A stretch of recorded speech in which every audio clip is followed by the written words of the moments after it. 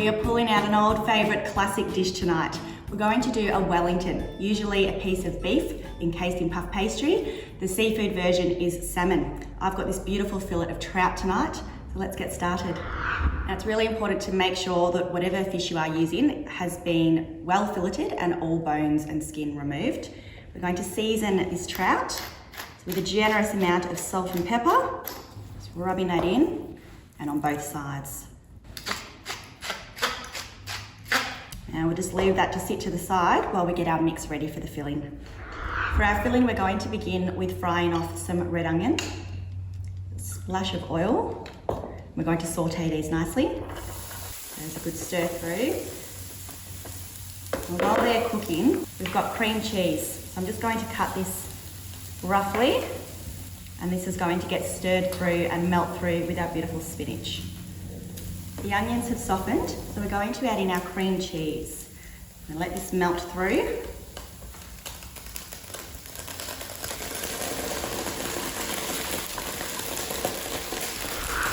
So our cream cheese has almost melted through. It does take a little while for it to get to this stage. But once it's sort of looking a little gooey like this, I'm going to add a little sprinkle of sumac. And sumac gives a lovely citrusy flavour. We'll just stir that through, and then I'm going to add in our spinach. Now this won't take very long because we literally just want it to wilt and bind together, and that's our filling done. Now to build our Wellington, I'm using 2 sheets of puff pastry. Now using our spinach mix, we're going to place this in the centre of one of our squares, making sure that we leave ample space around each side. And now we're going to place our fillet right on top. Now I'm going to crack an egg just so that we can use this as glue to make our pastry stick together. So just whisk that up. And then just using a pastry brush, just going to brush that egg on all the exposed sides of our pastry.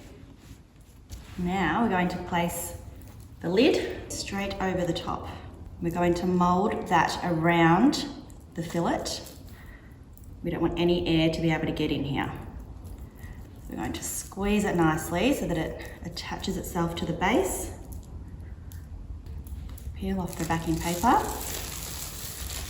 And we're just going to form a little lip with the base.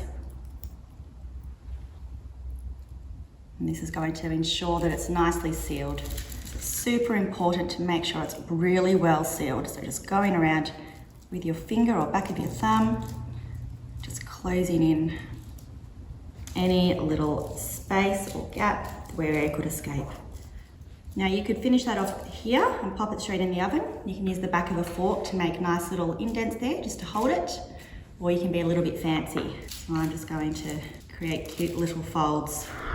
Now I've placed our Wellington on a piece of baking paper on a tray, and we're just going to score it gently with a knife, and we'll do a little crisscross pattern. This will just make it beautiful and crispy and puff up when it's done. We'll finish this off with our egg wash, and then into a hot preheated oven, 220 degrees, nice and hot. It's going to take somewhere between 25 and 35 minutes. You just have to keep an eye on it.